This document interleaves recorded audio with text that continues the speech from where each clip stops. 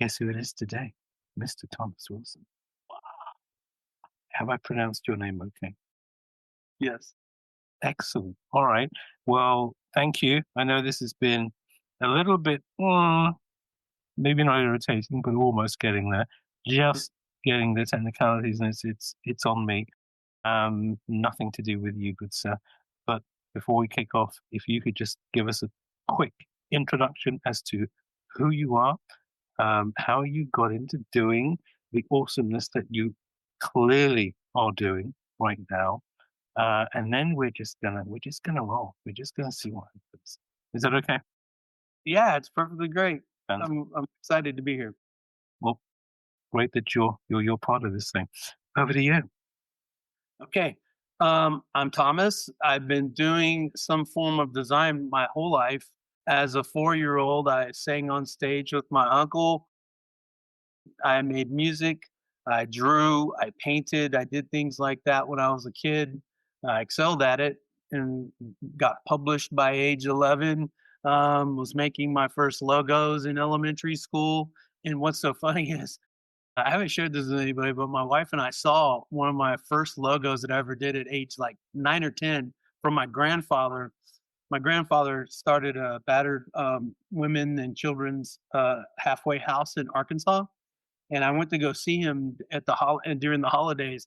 And he said, they still have your logo up at the top of the building. And so I went by and drove by the building, and the logo is still there. So I mean, I did this logo like in 1981, 80. Okay.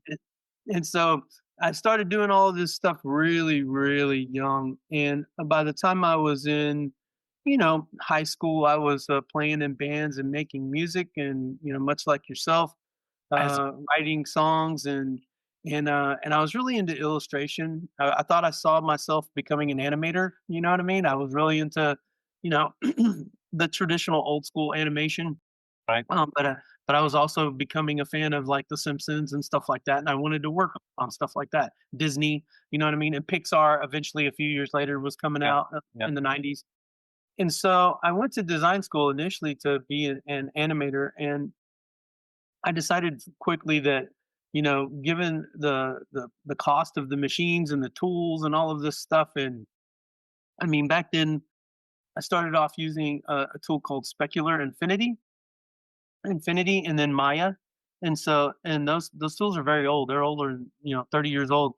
And so I started using those things and started designing, also doing like print media and just using your standard Adobe tools and things like that.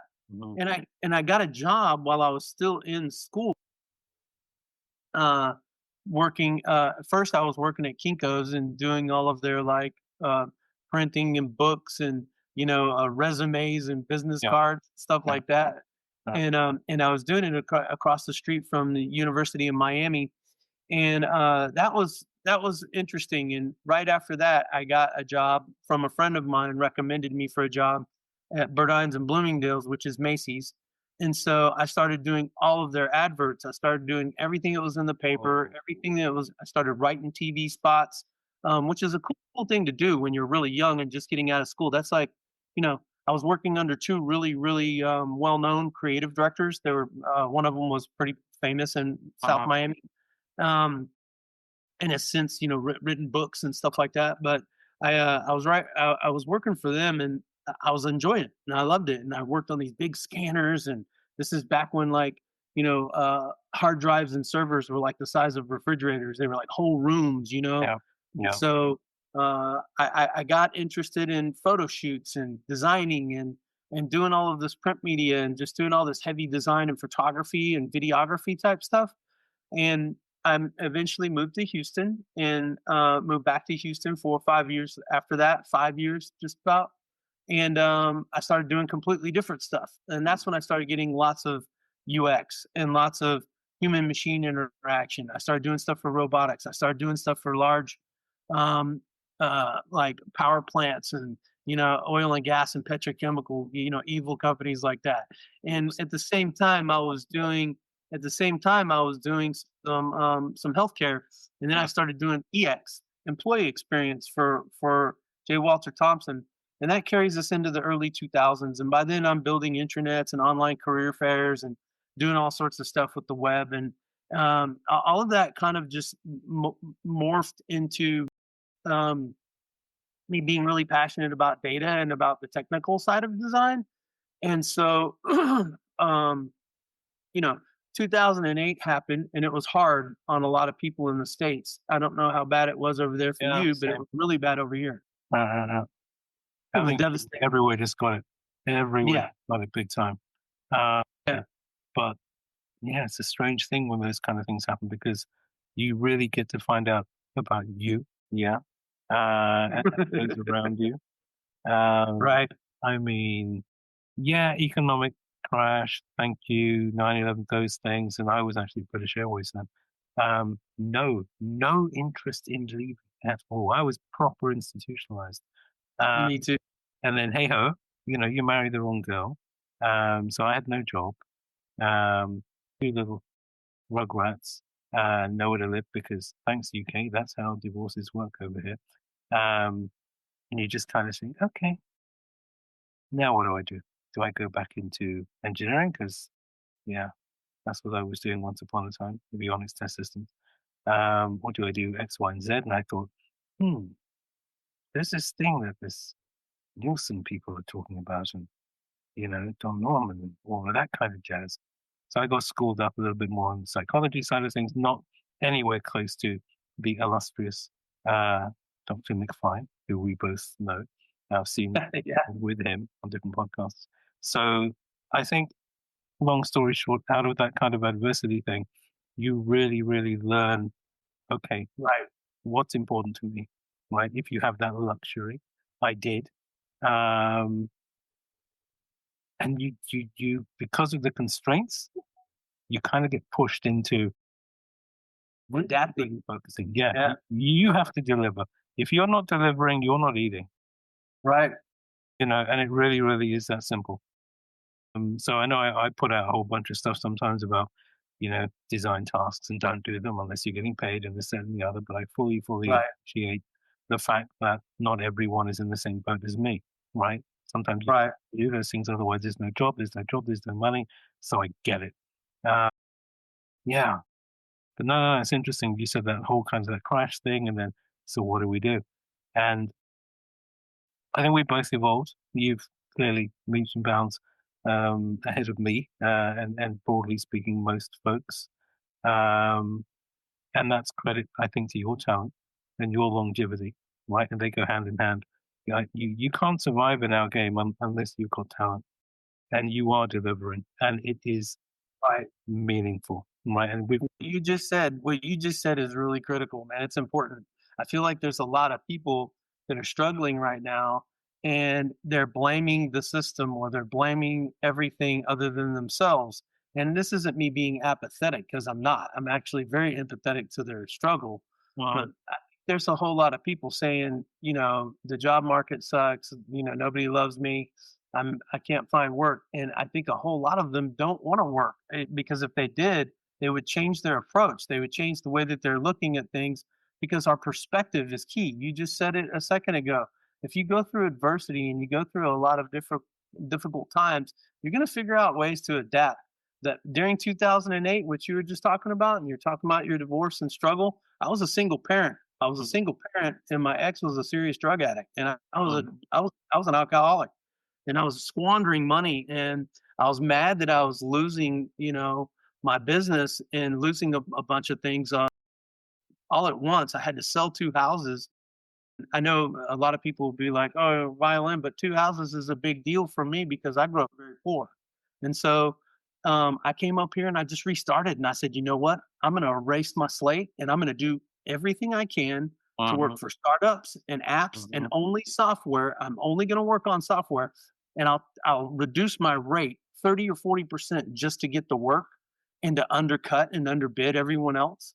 And I'll get the work and I'm going to learn. And I did a lot. I had probably already done 4 or 5 startups, but by the time, like as of like this year, I've done like 54 of them, 54 startups. Now, I was a peon in many of those. I might have been just doing the UI, or I might have just been doing the branding and the decks and stuff Mm. like that. I was willing to take any piece of design and Yep. research from Yep. any software project. And in Austin, Austin was the number two spot in the United States of America behind, Mountain View, behind San Francisco. Mm. Lots of software is made here.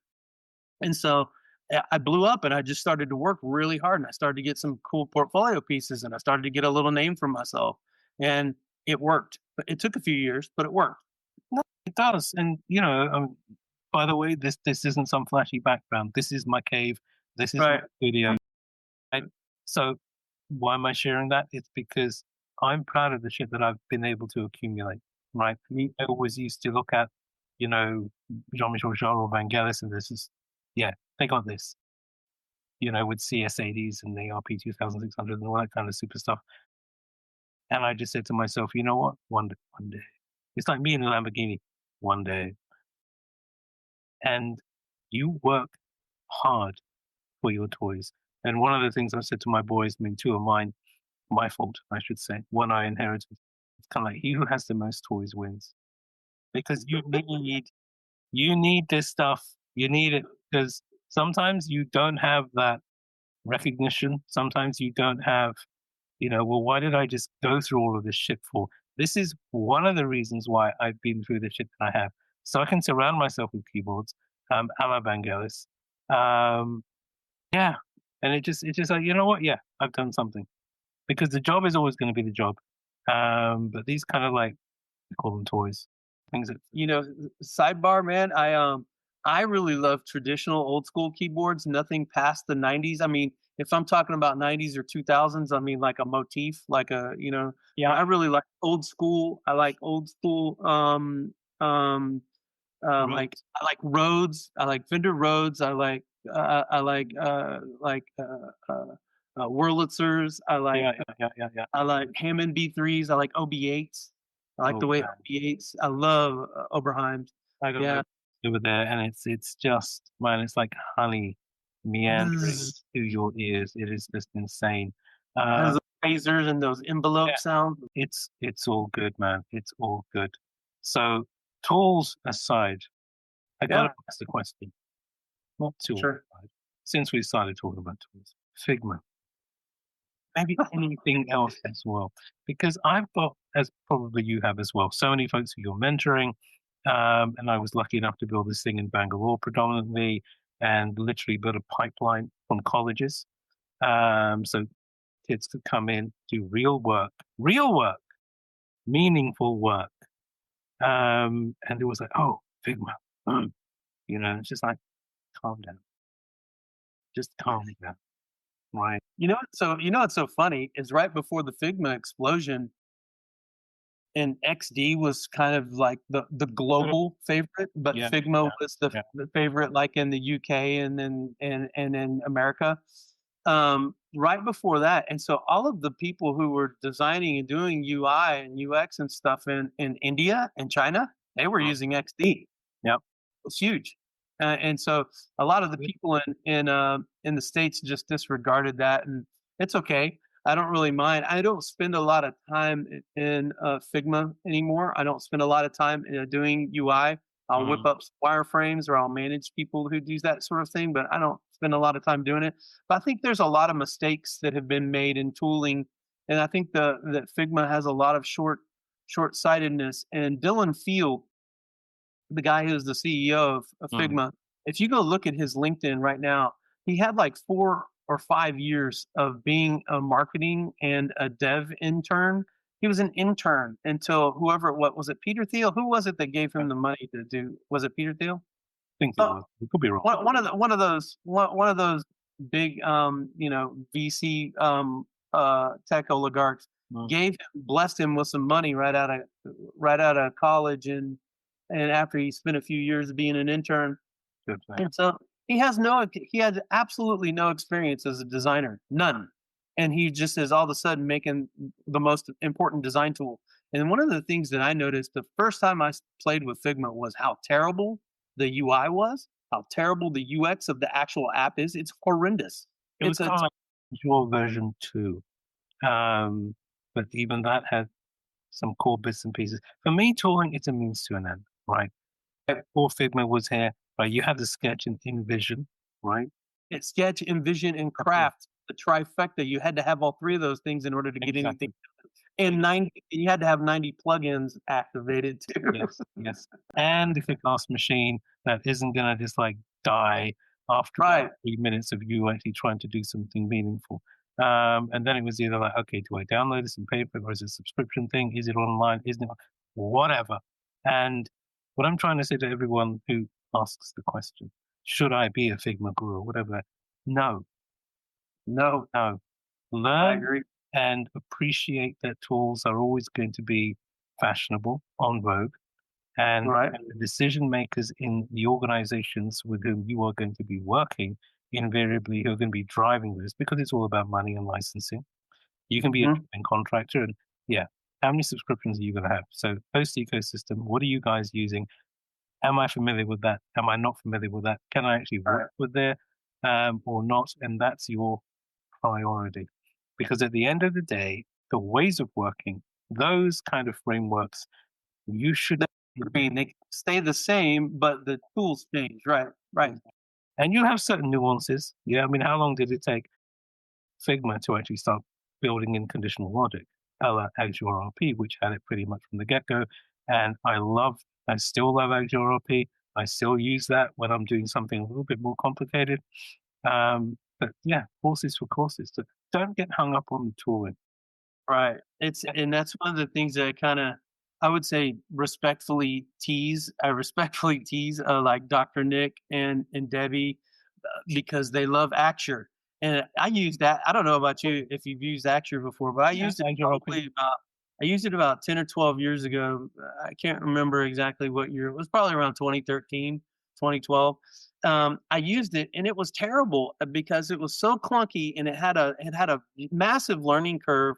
It was super expensive and the app itself, it looked like .NET. It looked like a Microsoft was shitty. It was so shitty and ugly, you know what Uh, I mean? Like, the interface itself was just yeah, so and that's what I remember. I remember, like, using it and going, "Yeah, I'm not impressed. This is like a mathematician's version of a UX tool, a UI." context though, right? I mean, not that I'm getting paid anything by them, but what I liked about them is that you could, once you got over the learning curve, build up these mock-ups with a Real reasonable, code. yeah, Yeah, well, it's dirty code, but a reasonable level of interaction. And if right. you're creating hypotheses and you wanted to validate them quickly, that was just so cool at that, right? But you Yeah, always premise every conversation with, this is just an experiment. Yeah. right, Because we, the design team and the dev guys, need to understand how you're behaving towards this. You'll toughen right. it up at the end of the day. Don't worry about that. But that was a massive, massive barrier because real people, users, they like using things that are pretty. And as soon as you put the piece of shit, like almost like balsamic in front of them, they're going to go, Yeah, balsamic, that's a perfect example. um, It's like, why would anybody ever use that? If you've ever opened it, you're just like, yeah, my exactly. eye." And the money people are just kind of like, "Mm, how much what's his day rate? Yeah. Come up with this. What? I No. do most of my work now, Joel. I probably do 80% of my work in Miro, and I do the other 20% in Word, Excel, and PowerPoint. It creating because I was literally in a studio, powerhouse in Chiswick, I think, and it was like dead of night, right? And all of the old school graphic designers, God, they were so good. They were bored. They came in. What are you guys doing? Okay, besides the obvious, like things that we shouldn't be, and pressing buttons and seeing. And I just like, okay, you guys, screw you. I'm going to go to your cave. Went into their cave, discovered whatever variant of Mac, and Illustrator version one. I kid you not. And then I Hey, I remember the scary. early And 90s. yeah, and then you're kind of like creating original core assets in that or whatever, transpose it, or maybe even in MS Paint as well for crying out loud, right? Um, Mac 2s and Mac yeah, 2 CIs yeah, and the and you, SEs all in one. yeah, Yes. taking those assets, sticking them in PowerPoint, and hey presto, you got a clickable prototype. Yep.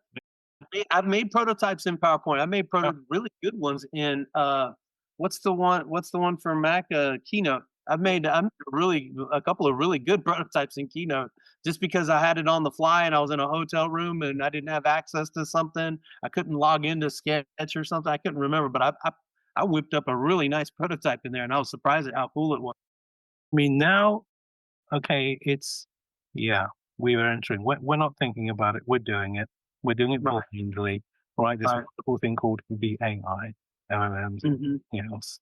And okay, you just need to have, at the moment, it's a text prompt, right? Soon it will be your voice, whatever else, right? Goodbye keyboards, interface paradigms changing again. By UI. I think Yeah. UI is going away real soon. Design systems hopefully will, yeah, the time required to actually build design systems should reduce quite Right. significantly. Yeah. Right. Um, but where do you think this Thai beastie is heading? What do you think Oh man, the we potential? we just had this conversation this weekend about this, man, and I think there's a lot going on. I think voice AI is Yeah. really blowing up. We're going to lean a little bit closer towards natural, real time conversations, like with generative AI type enhancements. I think a lot more multimodal integration, meaning voice and other modalities, text, visual, gesture, all that stuff. Mhm. We're gonna have richer interactions, and that stuff's gonna merge together better.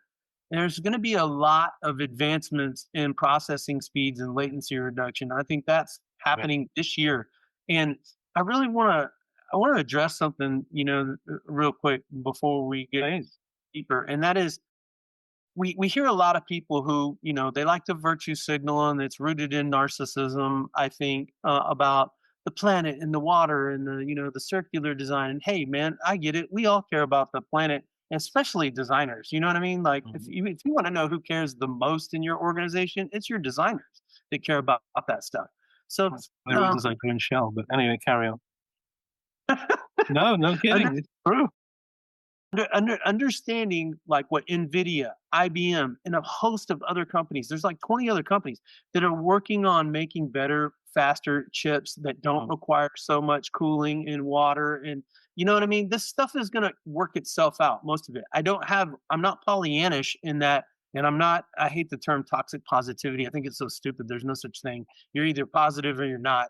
Um, but It's an oxymoron.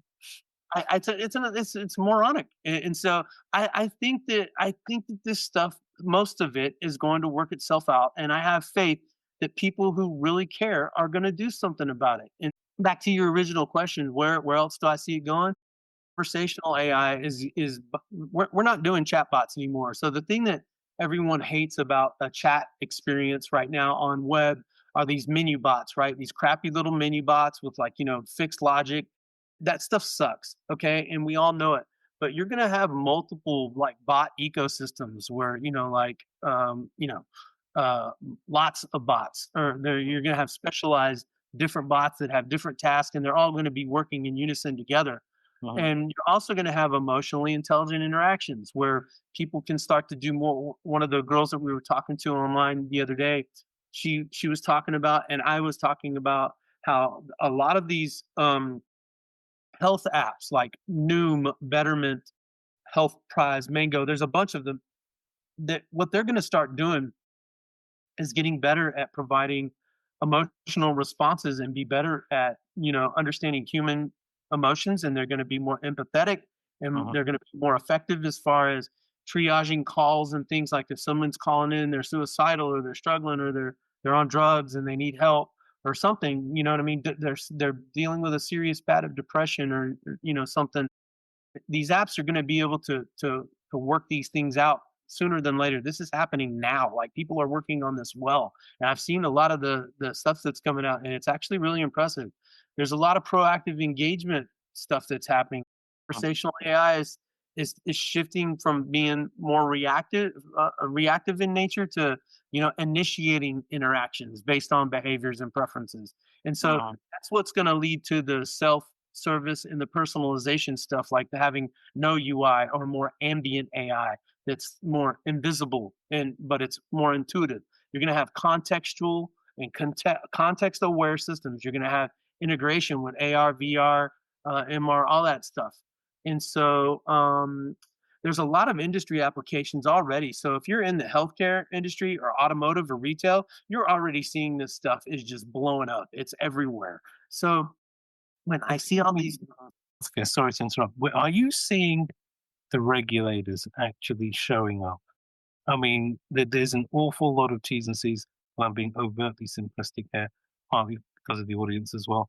But is that governance actually prevalent? I, yeah, but I think because I'm in America and we're a capitalist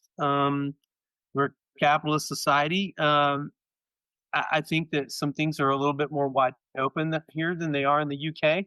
You know, Mhm. I read the that document that the government put out over there about your innovation thing from the office of whatever it was. I actually wrote an article on it, but it's been probably 8 months, 6 months, whenever it came out. And I read it, and a lot of other people read it. And what I read into that is they are literally tying your hands and stifling you from innovation. And you need to be able to innovate, and you need to be able to take some chances. Yeah, we don't want people to die, or we don't want any negative behaviors, or things that are you know dangerous to society happening, and we need to care about our ethics and our values. But the thing is we also need to be open to innovating and taking some chances. So there's a fine line and a delicate balance there, and I don't think that we have those constraints or those guardrails.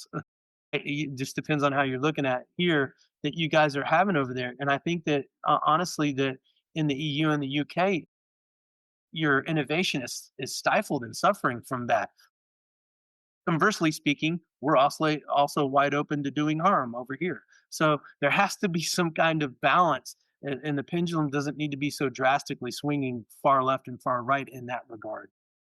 For sure. I mean, the human factors aspect of it, apart from, I guess, the legalese, right, and everything Right. that could be good about protection. I can remember when, let alone, particularly on this call, I was doing stuff around, someone's kitchen table in Tokyo once upon a time, or in the Bells or wherever it happens to be.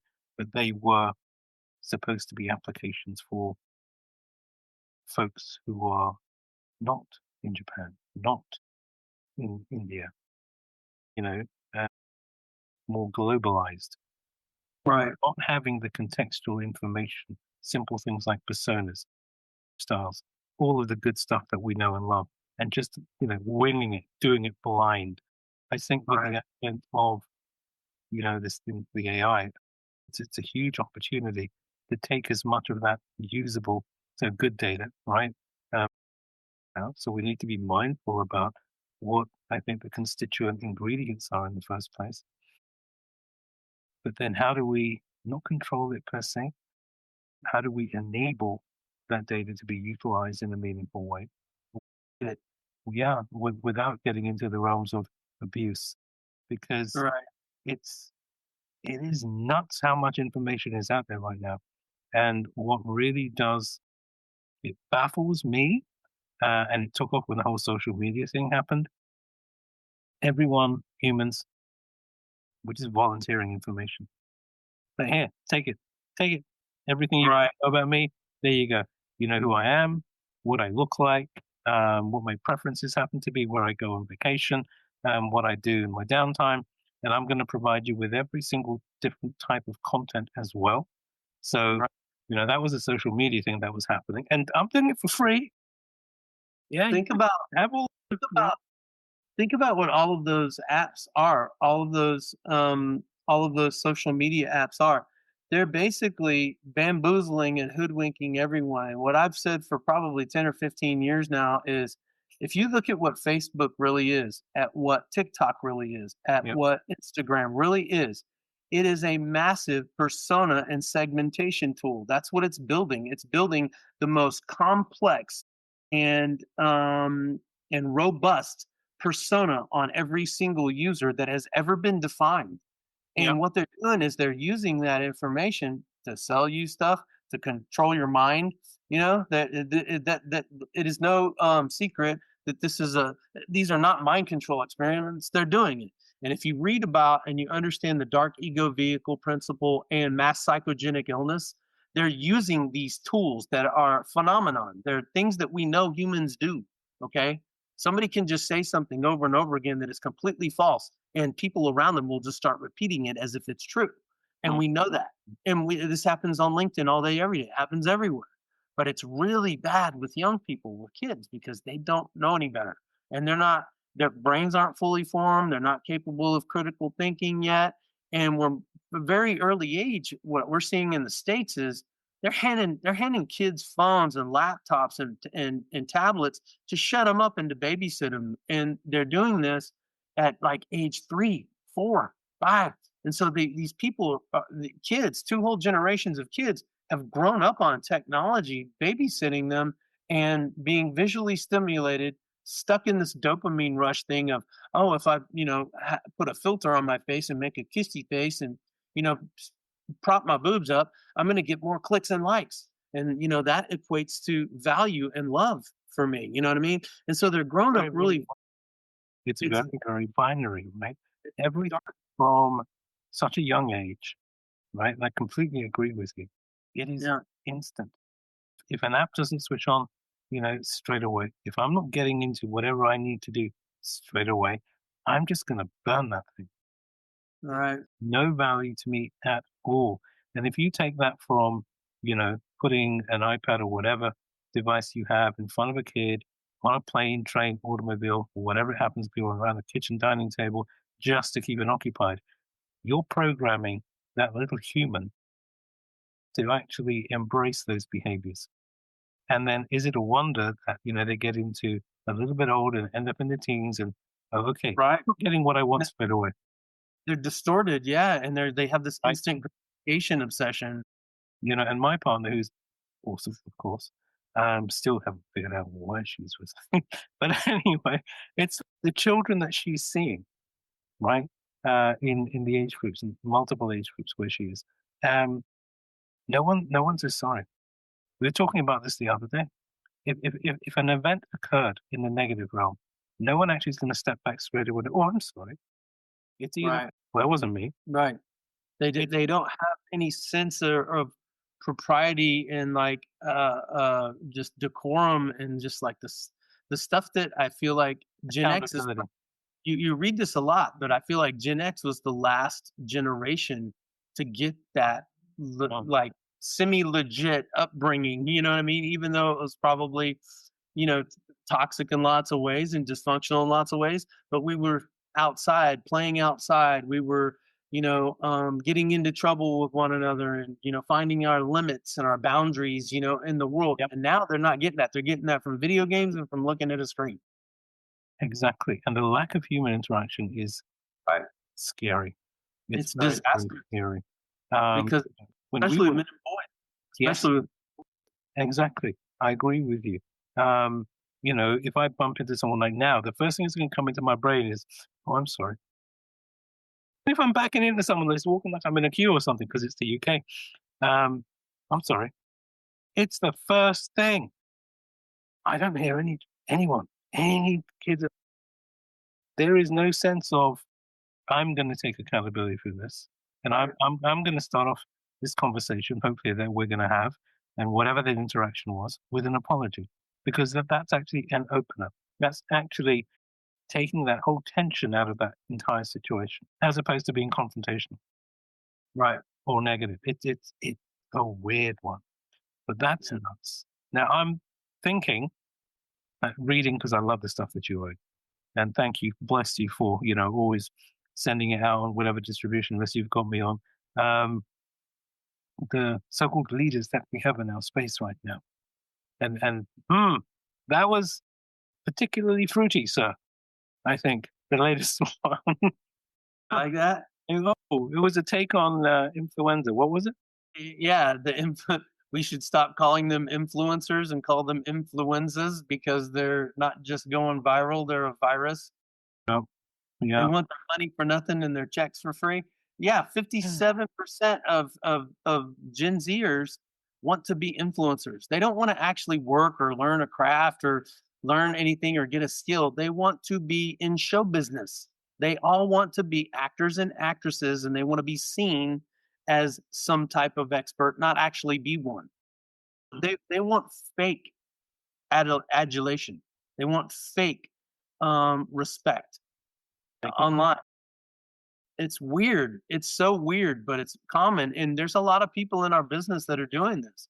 There's a lot of these people with very little experience. They don't know much. You can tell that they have no idea what they're talking about most of the time. And they're on podcasts and they're like talking and they're, saying crazy things. And you're just kind of like, well, But what it's is like going on here? nobody's saying it, right? Which is fine. I'm all up for free speech. I ain't got a problem with that at all. But then is anyone calling them out on it? And how is that audience, number one, aware, the break this down, classic Joel, classic CX, generating awareness. How do you move from awareness into engagement? Then engagement into operability and support and all of that kind of good stuff. So very, very, it feels like quite quickly, these proponents of bullshit can elevate themselves Right. with all of like the mechanisms that the tech guys have put in place for them. And it started off with blank, right? And then everything else and followers and da da da da. Da. So, like you say, it's talking complete and utter BS. And It's garbage, man. Most of the things that they're saying, you're just like, I can't believe these people are so arrogant, and I can't believe they have buying it. followers. They have followers. They have 100,000 followers, 50,000, 60,000 followers. And you're just like, this person is a clown and they're not even in this business and they're selling you UX courses with shit in it that I know the original person who generated that content. Yeah. You know what I mean? I'm seeing this all the time now, and everyone's like, very few people are calling it out, but I don't know what else to do other than combat it. But what happens to us, you or I, when we say, "Hey, man, that's not true," or what you're saying is not is false, and it's actually really dangerous. If you start calling them out, you're a troll. You're a troll, or you're negative, or you need to be put on ice. Some reason to dress us up into some kind of negative archetype. And then before you know it, everyone wants to pitch up at your place, with pitchforks and everything else. Right. And it's kind of like, You're the villain in the room. uh-uh, you know, and we I'm just like, I'm just done. But as opposed to, this is one of the reasons, because I had a good long think about, do I want to do this? Right. Yeah. Everybody's talking about this subject. You know, so this subject, yes, but who needs another podcast? Really? Who does? But then I look around at our peers, etc., and we're talking amongst each other, and that's great. But I'd rather try and do something as opposed to do nothing. And Right. even if it's an extra voice, an extra door, an extra window that can be opened, and people can kind of say, "Those guys are talking sense." That that actually, why didn't I think of that? And then hopefully, well, who are they? And what gives them the credence to come up with what they have? Okay, they've been doing that for a long time. But are they any good? Okay, let's have a look at their resume. Oh shit. Okay, right. I think that's what Kruger said to me, and probably lots of other people as well. Do you collect brands for hobby? Do you know what would happen if LinkedIn forced you to, and this would never happen, but I'm just saying, hypothetically, theoretically, do you know what would happen if LinkedIn made you prove that you're working in this business, meaning you garner a paycheck? It doesn't matter if you're a contract, it doesn't matter if you're your own business, it doesn't matter if you're working in a large org or a small startup. It doesn't matter. But the fact that you file some type of income tax and you make Yep. some kind of income, and you need to be able to prove that you garner a paycheck to do this work, and that you have social proof of people who say this person's kick ass and knows what they're talking about and knows what they're doing, and I hire him regularly and love working with him or her, whatever. If you had to prove that, and you can get social proof and people commenting, but if you had to prove that you actually make money in this business and that you have results wherever you work, I promise you, the majority of the people on LinkedIn would have to fall off. That it's probably 60 or 70% influencers and hacks and people who are retired. That's the majority of the people who are on there. The people I'm reading, they don't do this work. They're selling classes or courses, or they're going on the talking circuit, and they're saying crazy things, like things that are just really just so, they're unabashedly outrageous. They're clickbaiting. They're doing all kinds of stuff, and you can just tell that they don't know what they're doing, and they don't work anywhere. That there are people that we know personally, you and I, that have books out who constantly talk smack about America. They talk about capitalism. They hate Caucasians. They hate Jews and Christians. They say all of these crazy things online. They hate men, and they're like, "Whoa." They rant and rave about how you need to join a union, and about how, why are all these people talking about AI? It's like, man, I don't know who's paying your bills, but you're definitely on some kind of you're on some kind of a trust fund or something. I don't know who's paying, for your rent, but you don't work in this space, because you can't go work like that with other people. You can't go into an organization and talk like that and behave like that and expect to get any respect or get anything done with any degree of respect or political capital. You're not going to get anything done in an organization if you hate everything and you're talking shit about marginalized groups and all this other stuff. You're just not. No, I agree, but there's an awful lot of that going on, and Right. they will get found out. The unfortunate consequence of that is, like, the good people, whatever that looks like, yeah, they don't get a look in, Right. right? Because they Yeah. don't have that presence, they don't have that social profile or whatever they call it these days, and it's yeah, I it think a lot of that Newtonian math stuff, and, like, the linears and adapters that have entered the room, and they're bulls, man, and they have taken over business, and they've taken over leadership of products. And I think that this is part of that's the scary. It's been it's scary the for quite some time. yeah. The lean thinking, the Taylorism, the manufacturing cadences. But you know what's so funny is, people love the term enshittification. I love it, but I mean the Corey Dodge thing. But do you know that concept has been around for a very long time? And he basically says that, people are using it to just mean bad experiences, and that's Mm, not what it means. He basically says that there's several stages that a business goes through. It goes from being righteous and doing no harm, just like Google, right? Do no evil, to exploiting its users, to manipulating them, to then manipulating third party people, their business to business relationships. And then finally, it goes out of business and it sells your data. And so that's what enshittification means, just broadly. It just means platforms degrade themselves through self-serving monetization. And what that basically means is Newtonian mathematics. They're talking about exactly what Tim Cook is doing to Apple. Okay. mhm, But mhm, but Jared Spool, I can't remember how many years ago it was, but it's probably been 10 or 15 years. But Jared Spool said the UX quality, he called it experience rot, that same or similar concept. mm, And he basically said UX declines slowly and cumulatively over time. And so that's basically the same idea, right? Well, guess what? The second law of thermodynamics is systems naturally move towards disorder without effort.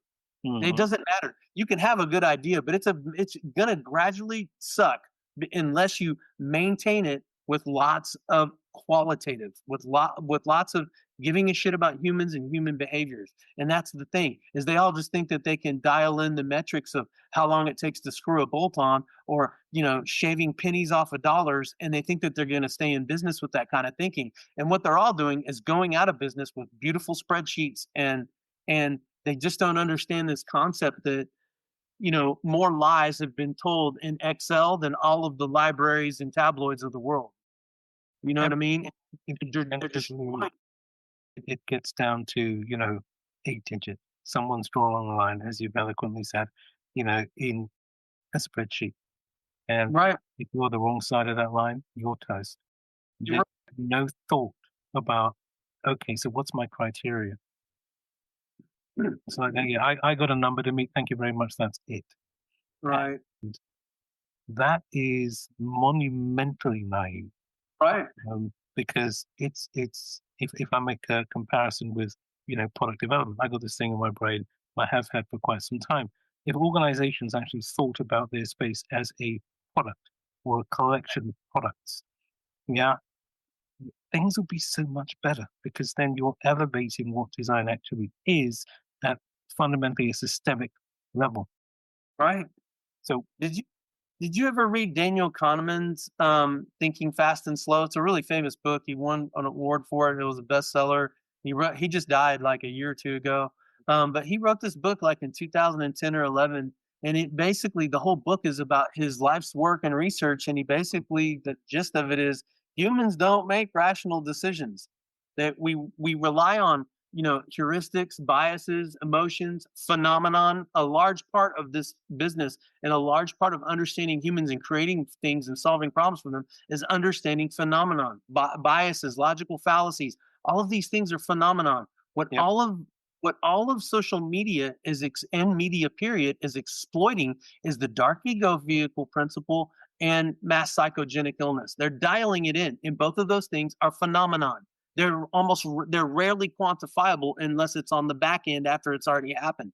So businesses that only optimize for like rational decision making and Newtonian math, like cost, time, efficiency, you know what I mean? Um, but then they want to dress it up like would actually funded with okay, we are customer centric, we are user. right, You are not. right, Right? None of your product owners, this is like the last 3 or 4, right, maybe 5 companies that I've worked for. right. No, we don't talk to users. We're reliant on marketing data, right? Which is invasive at the It's best of times. stupid. It's Or so dumb. we talk to the salespeople. Yeah, okay, so it's what what on earth are you doing? And then where I'm going with this is, yeah, everyone moans about okay, why hasn't design got a prophecy that the high take, right? C-suite, whatever, blah blah blah blah blah. And I know you've been kind enough to read one of my articles, and yeah, I will push I that love up. it. Yeah. Thank you. And I, for the life of me, do not understand why the higher ups um, They're don't. why don't C-suite see this? I think they're starting to, man. And I think that PMs and product people and technicals, I think they're starting to panic because they're starting to come they're starting to come to the wild conclusion that what actually drives human behavior is trust, status, emotion, narrative. You have to understand all of those jobs to be done, not just one. You have to understand the social job. You have to understand that the primary, the secondary. You have to understand all of that stuff. You can't just say it's about you know linear mathematics. No, You know, can't. and that stuff. They will hire people like you, me, and Bob Powell, and Debbie Levitt, and a million and one others, right? And then they'll just put us into this box and Yeah, you on the head once in a while and say, "Well, yeah, yeah, yeah, thank you for that." Taking advantage of all of these traits and experience and expertise that we have because we are parallel processors, we are right, system thinkers, right? We do that as simple as it is to inhale and exhale. And boy, do we right. remember to repeat. Organizational change and agents of change, who traditionally are the best people to make that happen at very, very little cost Designers in and research. Yeah, in stuff that 'cause we don't know everything. I'm not going to right. compete with a Dr. McFlying or with a Hakan or whoever else, in my network and stuff. It's just kind of like, yeah, I know I need someone who owns that space. Come on in, do your thing. Thank you so much. Yeah. So there's a whole thing that is built around credibility, but visibility is accountability. And I Right. don't see that these folks have enough visibility, which is another reason why I wanted to have these conversations with like-minded souls, but in different spaces, not just design, um, and just kind of tell these stories. Because the art of storytelling is I'm not seeing this progression. It's very very buy an app, split something up for me. Where's the critical thinking? How do I go about influencing? How do I build that chain of cognitive sequencing and executables in a human being over a period of time so that we can actually embrace and enjoy products and services for human beings, as opposed to leaving it to some kind of collection of bots who might get Right. it right or might not get it right. Um, am I making sense or have I kind of lost the plot? No, you're making lots of sense, but I think I don't want to sound super dire, but I think we're way too late because we let the groundwork and the framework and the scaffolding be built over the last 30 years without checking these people. And it's a certain type of person that's doing this, right? It's a Mm. certain mental model and a certain archetype that's doing this stuff. And we haven't checked them. And I think that they are very embittered about who they are. And I They're getting think found out. found out. They're getting found out. You're right. The people that we're all starting to take notice of this stuff. And some of us have been yelling about it for a long time, but Mm. there's a lot of huge business strategy, like Newtonian thinking failures, like massive ones. And there's so many that are more like rooted in quantum thinking and qualitative type of thinking that succeed. And there's a ton of them. And when you see people online going, yeah, but give me some examples of where design leadership is ruling and blah, blah, blah. You're like, are you kidding? They're everywhere. Like Airbnb versus hotels. Come on, man. Yep. Hotels optimized for price. They optimize for, occupancy rates. Airbnb like leverage trust and branding and UX stuff that you can't really measure very well, but they blew that whole model out of the water. Apple Yep. versus Microsoft, Yep. Netflix versus Blockbuster. If you go look at the Nike thing, the 2024 Nike thing, the $25 billion, they got a CEO who got fired for this shit. Okay, he focused excessively on the data-driven kind of direct-to-consumer sales, and they weakened the wholesale partnerships and brand loyalty. Why? Because a whole lot of people go buy Jordans in a store and want to try them on, and they want to look at them, and they want to sniff them and smell them and look at them. They're people who have cash in their hand. They're not people who buy online all the time. And yeah, had very, very stern conversations with lots of folks who I've worked with in organizations, but one that comes to mind now, there were a POS company, right? Point of sale. And somebody in there had this fantastic thing. Yeah, we're going to do away with waitresses and waiters and all that kind of stuff. Every single person now is going to be able to access a tablet. They think that because they're anti-human, and they think that because they think like bots, that everyone else will get excited about that thinking too. just, But then, just OPEX. We can reduce all of this OPEX and we'll replace right, it with technology. And so we know the only legal paradigm that works is people, process, and technology, right? If right, you want something to get traction, the P's, thank you very much. If you start with the tech, bad things will happen. And those right. bad things are going to follow you That's around. what they're all doing. That's what they're Yeah, all doing. And all these startups, they're starting with the tech, and they think it's product first. stop it. Stop it. It's like, stepping in dog shit for crying out loud. You might not realize it straight away, but after a couple of meetings, you're going to, what's this? Oh, crap. Right? Put that into a real world context. We're accumulating technical debt very, very soon. And I'm thinking like between 12 and 18 months' Right. time, these organizations are going to be turning around and, oh, where are those designers we all let go of? Particularly the old senior ones, because we've really shut the bed. Um, We shat the bed, and we need those people back. This yeah, is I've been saying that exact same thing. They're gonna need it. And you know what's so crazy about everything that we're talking about is there's so much proof that this thinking doesn't work. There's so much proof that it's failing businesses. It's not just failing business, it's not just failing the design and research community, it's failing society and it's failing the planet. It's yep, literally doing all of those things, this terrible shit. And if you look at what happened from 2008 to 2017, the response to the 2008 crisis we were just talking about at mm, the beginning of the mm, call, and you yep, look at what happened from 2020 to 2022, what happened was governments flooded the markets with ZIRP, zero interest rate policy. They just were giving money away to everybody. And if you go look at all of the scandals, if you go look at the Elizabeth Holmes, the Travis Kalanick's, the Martin Skrellies, the Sam 100%. Bankman-Frieds, and the Adam Newmans, if you go look at all these scumbags and assholes who fraudulently screwed us out of billions of dollars and hurt people too. Some of them got in trouble and went to jail, but some of them didn't. Some of them just got slapped on the hand. But if you look at when all of that happened, it happened during those massive fire sale giveaways of free money. It happened during ZIRP, and Race that it, is shiny you and can prove then influencing, and then you get screwed up when you have to prove your return on investment. You might right, get into the space of, okay, let's start thinking about adoption. right, Maybe. But very, very quickly after that, you're going to get found out. And yeah, this race to shiny, it is just insane. Yeah. You said already, And man. Just and they back it and they back into the shiny with yes, fake predictable efficiency yeah. things, the 6 It's week close, actually OKRs, the KPIs, all the cost cutting I measures. I genuinely feel sorry for the CEOs.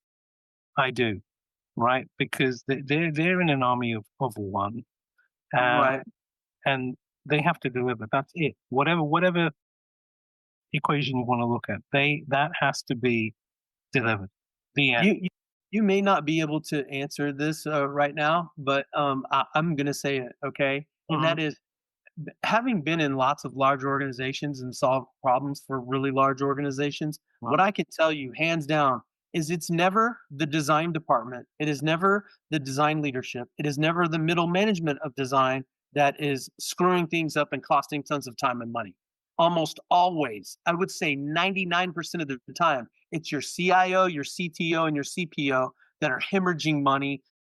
They get the biggest budgets, they squander the most money. What they do is they buy things instead of build tools, and then they buy these things that don't talk to one another. And what happens is down the road, 5 years, 2 years, 6 years, 10, 20, you realize that you have this hodgepodge crackhead business model that's being held up by 80 different products that don't talk well together, and you're paying hundreds of thousands of dollars, 50,000, 20,000, millions of dollars to have access to these things that don't work and play well together. And now your data lakes, your data's not talking together, and you want to apply AI onto that. And you know what's going to happen to all these giant organizations where we work in no, business?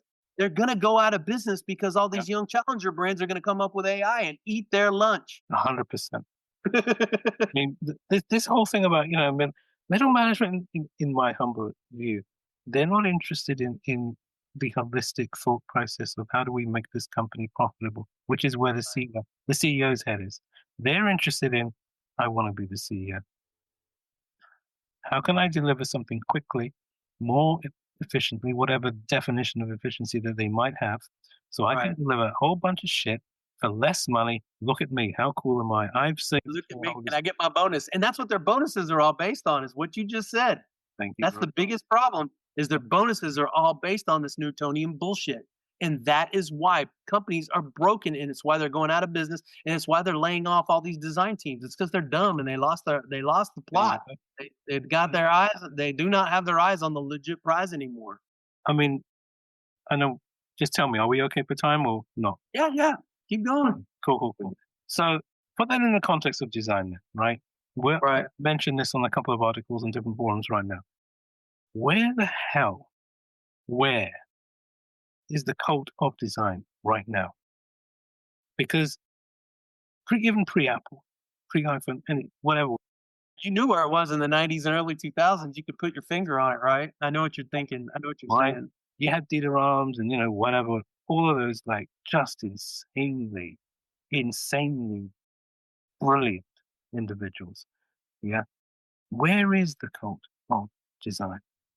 It, I think I know I it's think it's evolving. I think it's evolving, and I'm hopeful. Okay, I'm going to say some crazy things really no, quick. really. I think there's a massive purge that's happening. We know this. We can see this. We can verify it with our eyes and ears. Okay. A massive purge is happening. A lot of people who have very little experience, or they were in it for the wrong reasons, meaning they weren't born to do this stuff.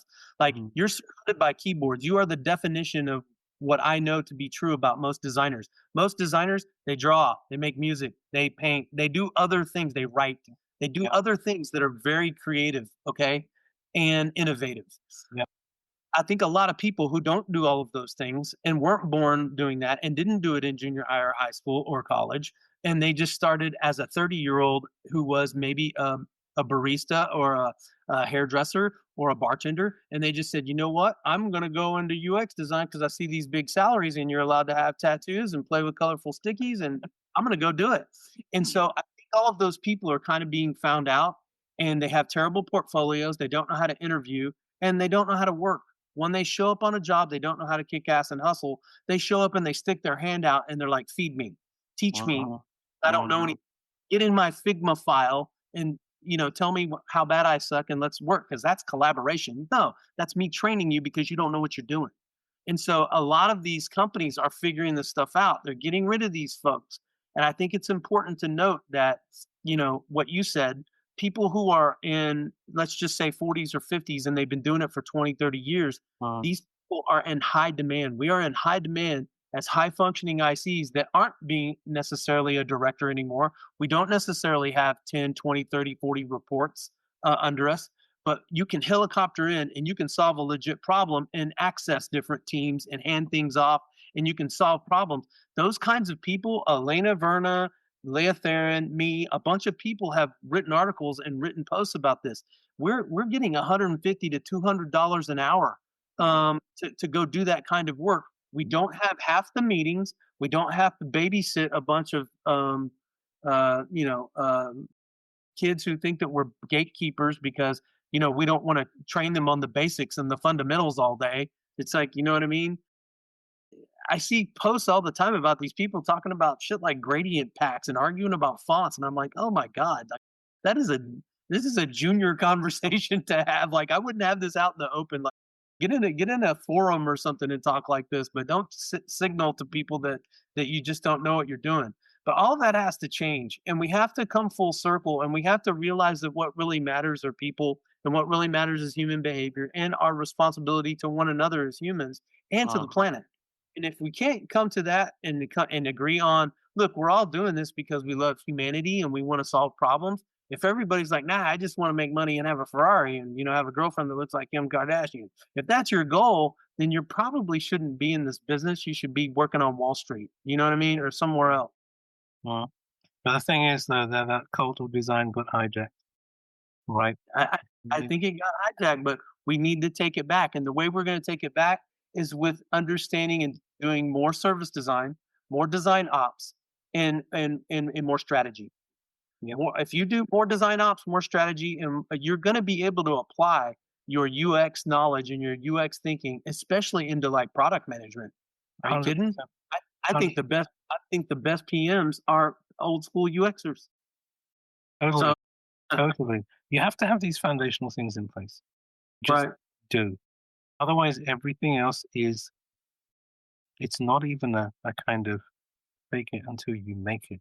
It's a right. joke. It's, you talk about like return on investment. You're giving these people money, they're going to throw it out of the window. They're not content with throwing it out of the window. Yeah. They're burning it, man. Burning. Yeah, Run, I go inside businesses all the time, dude, and they yeah. are burning cash. And you're just like, why are you? On the stairs, they find it, they put it into a nice pile on the sidewalk, as you folks would say, and then they'll set fire to it. And then they'll get applauded for it. Right. It is insane. Hmm. It is insane. So yeah, what do we need to do besides talk more openly and broadly with the right people, right? And get these messages out, which is in part what I'm trying to do as well. And thank you again for your participation. But besides the awareness generation, how do we go from, if our problem statement was okay, we want to re-energize, reinvent, remix the cult of design. Yeah. Um, how do we go from awareness into engagement? What's your take on that? I think the first step is we need to check ourselves as designers.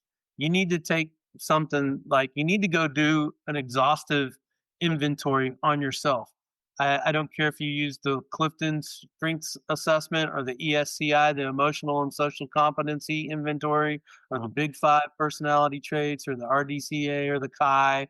If you whatever you're doing, you need to go figure out who it is that you are and what you are best at, because there's a lot of people trying to be something that they're not, Yep. and trying to do work that you are not best suited for, and you're not thriving, you're coping, and you're pissing everyone off around you, and you're creating Damaging yourself.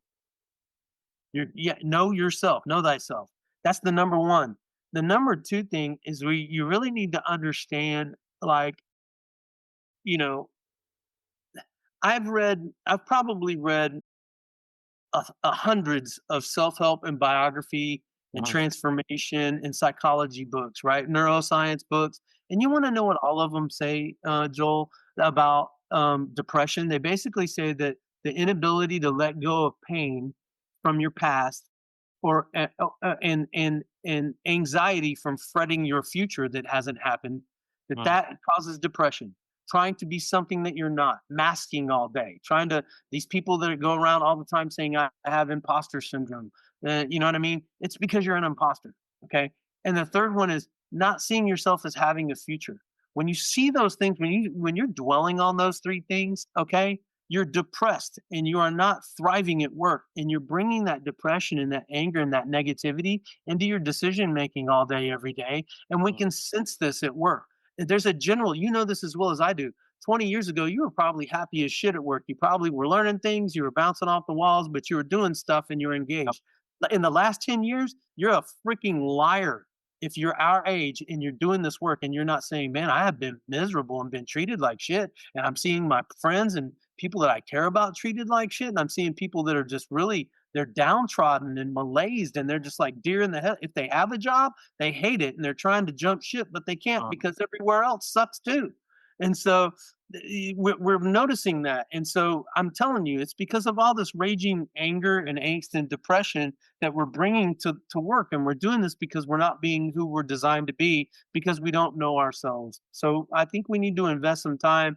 And a lot of people need to check yourself. You need to say, hey, is this work for me? Do I want to do this for the rest of my life?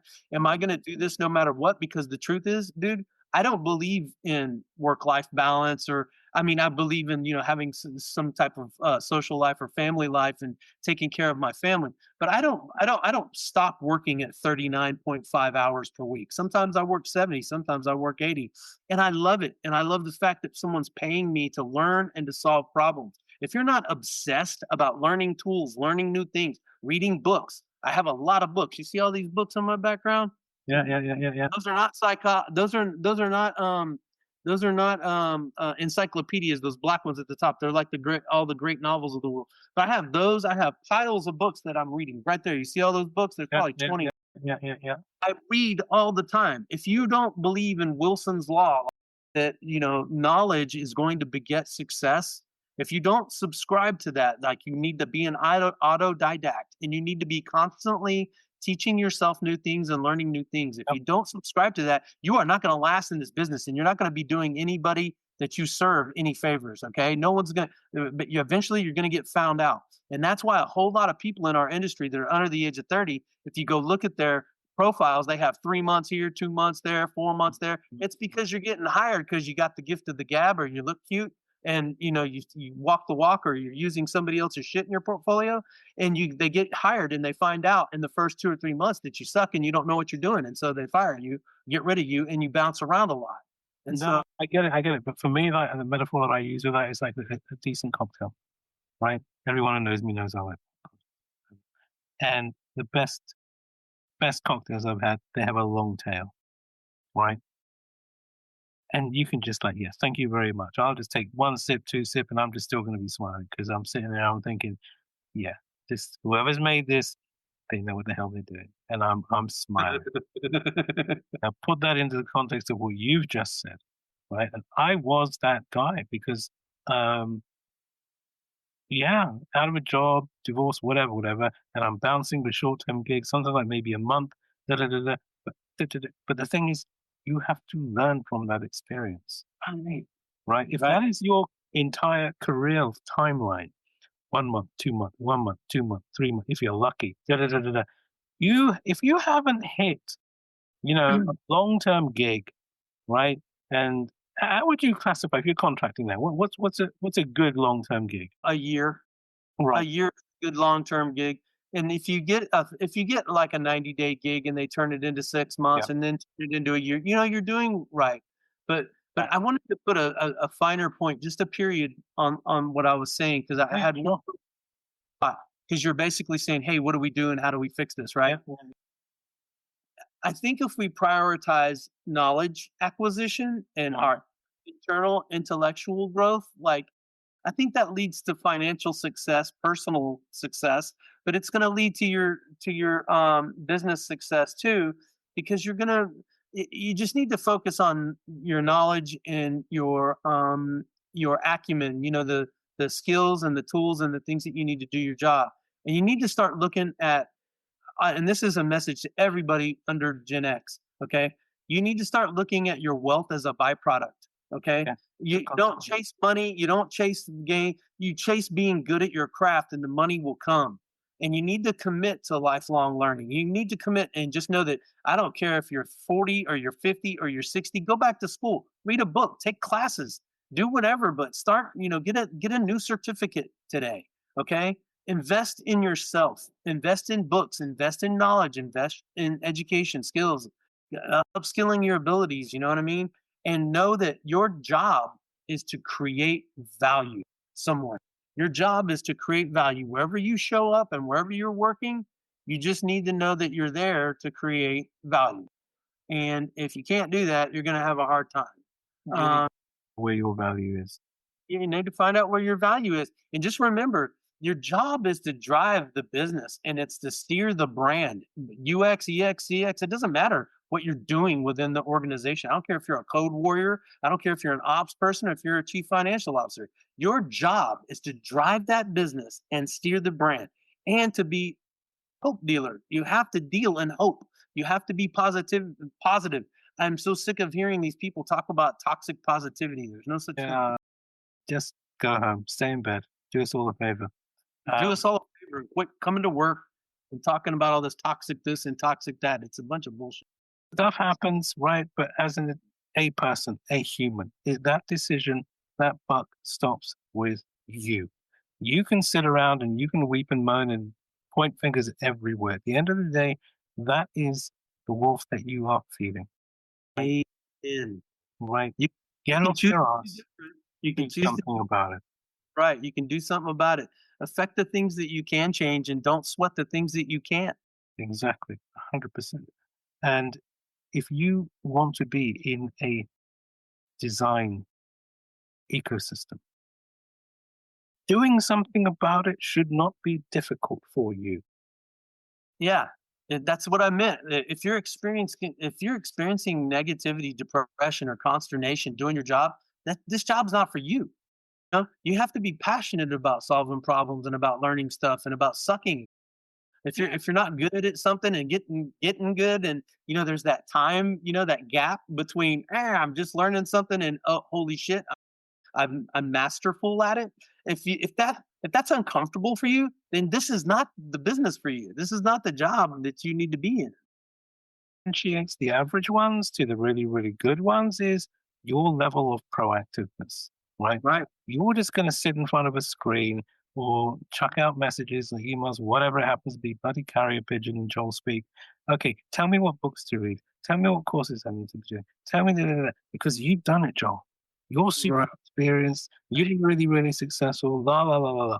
And you get to a point, it's just kind of like, Some of this has to be "Hey, you. You have you to know, do this stuff. Yeah. right? Come back to me, give me a short list. I'll say, yeah, that sounds cool. Why that one? Yeah, fine.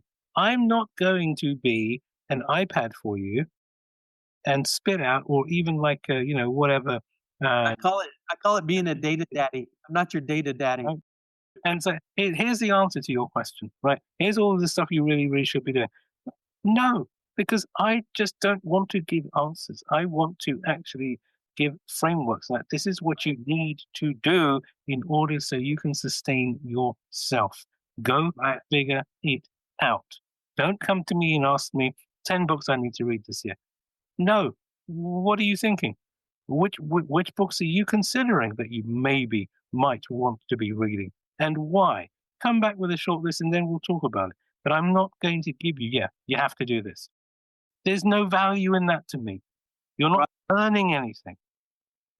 I Yeah, agree. there is an experience that you have to go through to Right. actually say, okay, look at the bookshelf you've got on the back. I mean, everything there, you have decided to put it there. What has earned, what has earned the right to be on Thomas's bookshelf?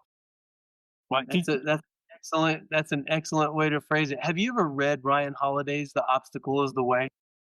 No, but I This want. entire book is based in it's about stoicism, but what the gist of the book is, it's Mm, about that thing that you're dreading, that thing that's in front of you, that death, that divorce, that learning a new skill and trying to transition from being A job into Z job.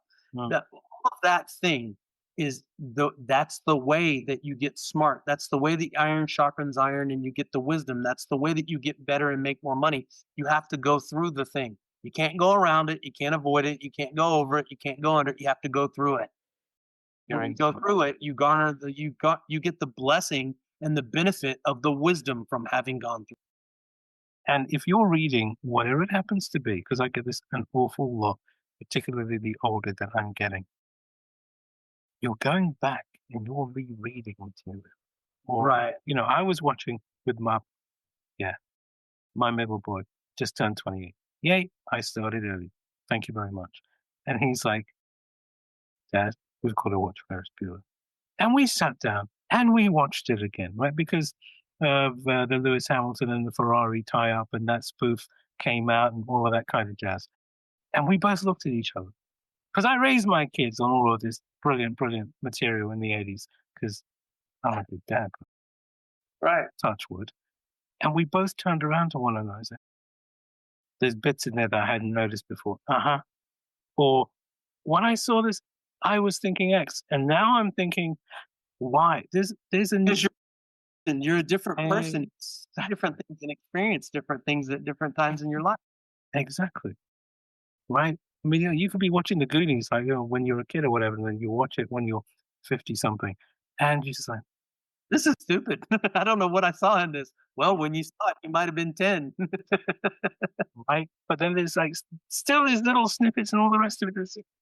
But the output will change, whether it's a nuance or some kind of major, major transmorphation, whatever, transposition, I should trying to say, right, about your observations.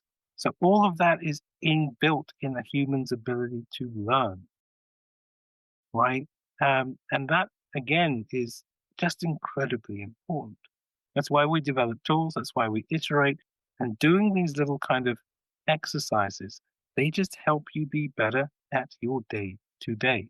You might be confronting the same sort of situation. It enhances your critical thinking. Right. Fundamentally, for me, I like that, if there was a conclusion to the bit that I've just yapped on about, that is it. And you're always, always feeding your own cerebral machine. Right. You're learning by doing your own actions, whatever you're consuming, however you're going about it, whatever method it is, whatever outcomes that you've actually arrived at. How do you create that? We just do the stuff that we're doing automatically. But Right.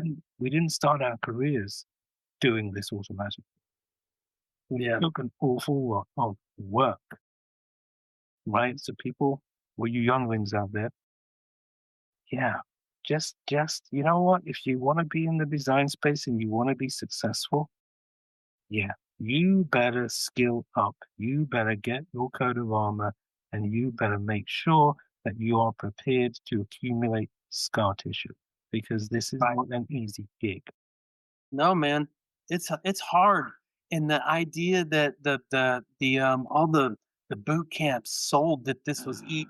You needed just some personas and some triple diamonds or double diamonds, and you're going to be good.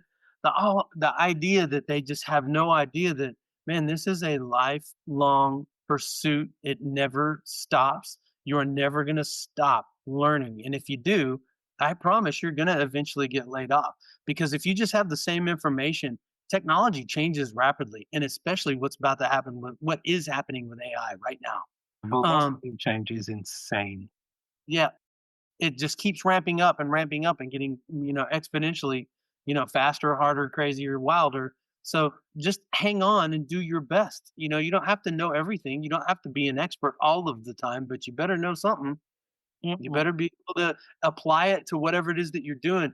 Oh, and you know what? This is my final piece of advice for everybody who's young or transitioning or trying to find a job right now.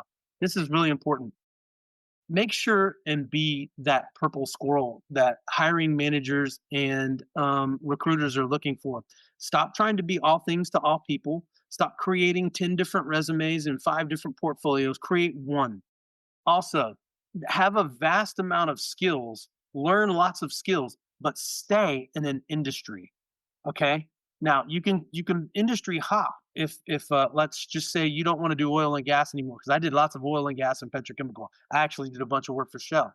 Um, let's say you want to get out of that and you want to get into healthcare. You're going to need to start being that thing and showing that you're that thing, and use creative visualization and tell yourself you're that thing before you're that thing. But I promise, if you specialize in a type of work, in an industry, in a vertical, if you specialize in that, but you have a vast tool set, No. you are going to work and be in high demand, and recruiters are going to find you. You will not be chasing jobs, they're going to be chasing you. They're going to come in your inbox. And when I say I'm Thomas and I have lots of experience, but I'm the healthcare guy, and you know what I mean? I'm the service design, the CXEX, and I am the strategy healthcare guy. I'm trust me, I'm getting lots of offers for things that are healthcare or healthcare adjacent. And when they reach out to me, they want me for who I am, and they're going to pay my rate. They're not going to dick around with salary and all that stuff, and I don't have to go fill out applications or any of that. They come to me. And that's what you want too. You want them to come to you, but they're not going to come to you until you know who you are and you focus on what you are. His words indeed. That makes Absolutely, 100%. You've got to create your own. brand, your own thing. Yeah, man. You have to. I mean, you can jump around and that's fine, but I spent 20 years plus in the aviation sector once upon a time. Cool. I did Genuinely, some it hasn't changed that much, right? right. Whatever. But then did all of the jumping and hopping and all the rest of it. But you, if you stick with the one thing, as Thomas, you quite rightly said, for a period of time, right? If you're, a junior to a mid level, that is so going to help you as a Right. practitioner, as a stakeholder, facilitator. It'll improve your influencing skills no end. And then when you're dipping around, maybe, because you get bored or life circumstances change, there's so much that you can take with you. I mean, when I had to leave British Airways after 22 years and 4 career changes whilst I was there, yeah, you're a lifer from the airline industry because outside of that space, dick. That's my point. And people get all frustrated right now because things are lean and things are rough. But in times of turmoil, like right now, recruiters, hiring managers, and these algorithms, they don't give a shit about your hopes and dreams. They want to see that you already do this kind of work. You know it. You know the lingo. You know the acronyms. You can start tomorrow and hit the ground running and be an asset sooner than later. That's what they want to know. So all these people that get mad because they're just like, why can't I do this? And why, where does that leave juniors? And they don't care about any of that. Businesses don't care about your feelings, and they don't care about what your desire for right and wrong is. They don't care. They want money, and they want the path of least resistance. So be the thing that you are, and push that narrative and push that brand. And I promise you're going to get way better results from that than being something that you're not, or trying to jump around and move around into a bunch of different areas. You do that, and people are going to look at you like you have career ADHD, or you know what I mean?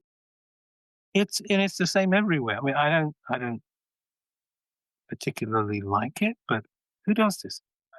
Who does? Right. No, no, no. Who does this?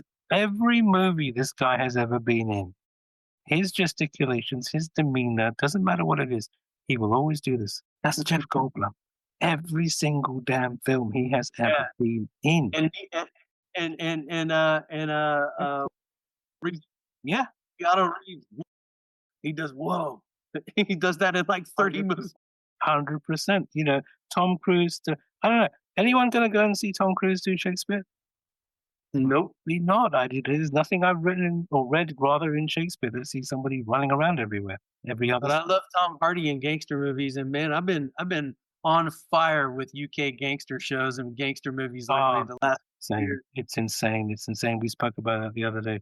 Yeah, right? all good. Look, this has been awesome. Is there anything at all that's important, not important, whatever, that you want to close this episode out with? Floor is yours. I just want to tell people that are looking for work to believe in yourself and be who you are. Stop listening to these people telling you to make a bunch of different profiles and portfolios, and you just have a really good strong portfolio. Decide who you are. Like, do some self inventory. You know what I mean? Do a SWOT analysis on yourself and on your career.